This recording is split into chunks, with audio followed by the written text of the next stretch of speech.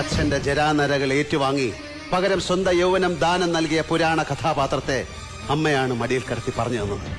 അതായിരുന്നു ശക്തി തന്നത്.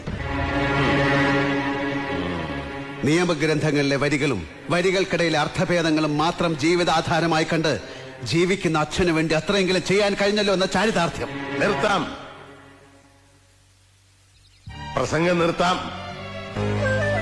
മകൻ IAS-കാരനായി വന്നിറങ്ങുന്നത് സ്വപ്നം കണ്ട് കാത്തിരുന്നവരുടെ മുന്നിലൂടെ നീ കൈവിലങ്ങ് വിട്ടുപോയി.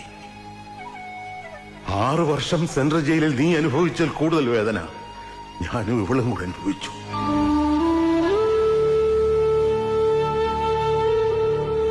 അത് കാണാൻ ആരും ഉണ്ടായിരുന്നില്ല. സ്വന്തം യൗവനം ദാനം കൊടുത്ത് അച്ഛന്റെ ജരാനരകൾ സ്വീകരിച്ച മകന്റെ കഥയല്ല നിന്റേത്. സ്വന്തം യൗവനം എറിഞ്ഞുടച്ച് 6 വർഷം അച്ഛനെ അമ്മയെ കരയിച്ച മകനാണ് നീ.